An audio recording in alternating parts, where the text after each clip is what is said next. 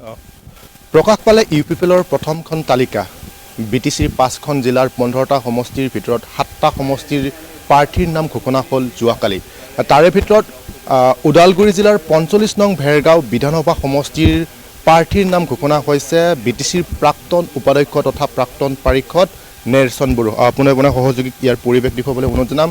এজনে হৈছে নেৰচন বড়ো, বিটিচিৰ প্ৰাক্তন উপাধ্যক্ষ আছিলে তেখেতক ইতিমধ্যে 45 নং ভেৰগাঁও বিধানসভা সমষ্টিত ইউপিপিএলৰ হৈ প্ৰাৰ্থিত্ব প্ৰক্ষেপ কৰিছে। পোনে পোনে আপোনাক শুভেচ্ছা জ্ঞাপন কৰিছোঁ। কেনেদৰে সাজু হৈছে নিজক? প্ৰথমতে মই আপোনালোকক সকলোকে ধন্যবাদ দিছোঁ আৰু লগতে আপোনালোকৰ জৰিয়তে মই ধন্যবাদ দিব বিচাৰিছোঁ আমাৰ মুৰব্বী তথা আমাৰ ইউপিপিএল দলৰ সভাপতি তথা প্ৰাক্তন বিটিআৰৰ চিফ শ্ৰীযুত প্ৰমোদ বড়ো ডাঙৰীয়া আৰু তেখেতৰ সকলো টীমকে মই ধন্যবাদ দিছোঁ। তো তেখেতসকলৰ আশীৰ্বাদ আৰু মৰমৰ যোগেদিয়ে মই আজি টিকেটটো পাবৰ কাৰণে সক্ষম হৈছে আৰু লগতে আমাৰ দলে আশীৰ্বাদ ৰাইজৰ আছে। ৰাইজৰ বুলি ক'লে এতিয়া আমাৰ দলৰে প্ৰায় তৃণমূল পৰ্যায়ৰ যিখিনি প্ৰাইমাৰী বুথ লেভেলৰ প্ৰাইমাৰী কমিটিৰ, ব্লক কমিটিৰ, জিলা কমিটিৰ, চেণ্ট্ৰেল কমিটিৰ মানে 45 নং ভেৰগাঁও সমষ্টিৰ অন্তৰ্গত যিখিনি কাৰ্যকৰ্তাবিলাক পৰিছে তেখেতসকলৰ নিশ্চয়কৈ আশীৰ্বাদ মোক দিছে, যাৰ কাৰণে মই টিকেটটো পাবৰ কাৰণে সক্ষম হৈছে।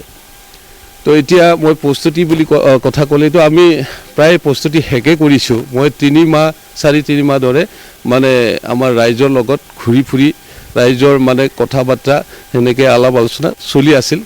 আজি মানে নমিনেশ্যনে মই দাখিল কৰিবলৈ যোৱাই নাই, মানে সময় হৈছেহে, যোৱা পৰহিহে মানে নটিফিকেশ্যন দিয়া হৈছে। গতিকে আশা কৰিছোঁ মোৰ যিখিনি কাৰ্যপন্থা বা কাম কাজ কৰিবলগীয়া আছে নিশ্চয়কৈ কাৰ্যকৰ্তাবিলাকৰ লগত একেলগে আমি আকৌ বাকী থকা কামবিলাকক কৰিবৰ কাৰণে প্ৰস্তুতি হৈ আছোঁ।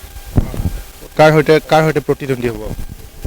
প্ৰতিদ্বন্দ্বিতা বুলি ক'লে ইয়াতে বিপিএফৰ লগতে হ'ব, কাৰণ তেওঁলোকে এলায়েন্স হিচাপে খেলিব। বিজেপিৰ প্ৰায় কেণ্ডিডেট নাথাকিব, বিপিএফৰ কেণ্ডিডেট থাকিব। যি কেণ্ডিডেটে নাথাকিব কিয় আমাৰ কাৰণে ফেক্টৰ নহয়। এতিয়া এই সমষ্টিবাসীয়ে কৈ আছে যে ইয়াত ভাল কেণ্ডিডেটটোহে চাম, আমি কোনো পাৰ্টি নাচাওঁ।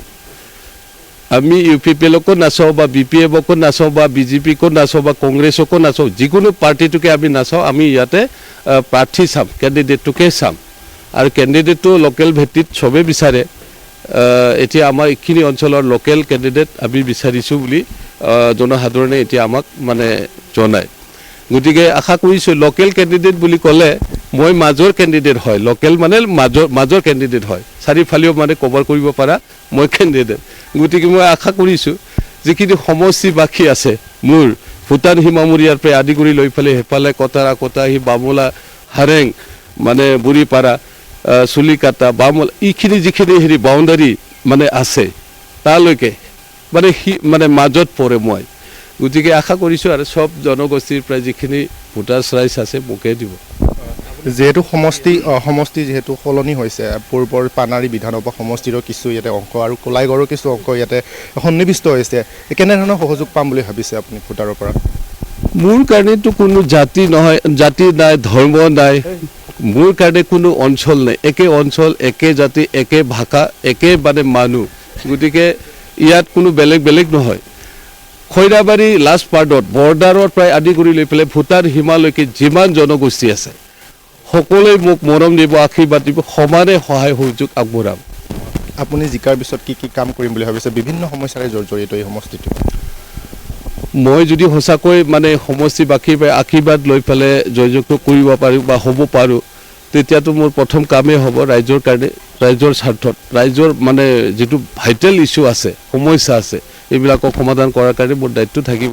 বিশেষকৈ ইয়াতে মই ক'ব লাগিব যে ইমান দিন হৈ গ'ল, ভাৰত স্বাধীনতা লাভ কৰা আজি 80 বছৰ হ'বলৈ গৈ আছে।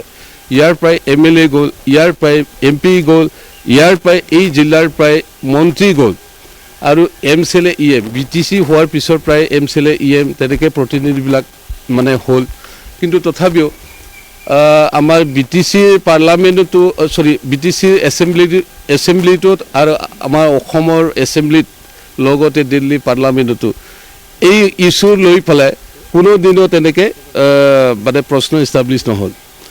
এই মানে প্ৰশ্নটি হৈ আছে যে আমাৰ এই ওদালগুৰি জিলাত এতিয়া ভয়ংকৰ এটা ৰূপ লৈ আছে, সেইটোতো চবেই জ্ঞাত, চবেই জানে। পৃথিৱীৰ মাজতে 1 নম্বৰত মানে কেঞ্চাৰ ৰোগী থকা এই জিলা মানে পৰিণত হ'বলৈ গৈ আছে ওদালগুৰি জিলাটো। এতিয়া কেন্দ্ৰীয় চৰকাৰৰ পৰাই একো তেনেকৈ পদক্ষেপ আমি ল'বলৈ দেখা পোৱা নাই, আৰু অসম চৰকাৰৰ পৰা বিশেষভাৱে এই কেঞ্চাৰ ৰোগীটো ৰোধ কৰিবৰ কাৰণে পদক্ষেপ লোৱাটো আমি দেখিবলৈ পোৱা নাই। আৰু আমাৰ BTCৰ প্ৰায়তো তেনেকৈ ডিপাৰ্টমেণ্ট এইটো মানে স্পেচিয়েলি আমি কেঞ্চাৰ ৰোগীটো ৰোধ কৰিবৰ কাৰণে তেনেকৈ পদক্ষেপ ল'ব পৰা ব্যৱস্থা BTCত নায়ে। গতিকে BTCৰ কথাটো আহি নপৰে ইয়াতে। অসম চৰকাৰে পাৰে, আমাৰ কেন্দ্ৰীয় চৰকাৰে পাৰে, কিন্তু আজিৰ তাৰিখত ইয়াত দেখিবলৈ পাইছোঁ BJP চৰকাৰৰ প্ৰায় 25 বছৰ MP হৈ গ'ল, অলৰেডি হৈ গ'ল বুলিয়েই ক'ব পৰা যায়, এতিয়াও চলি আছে।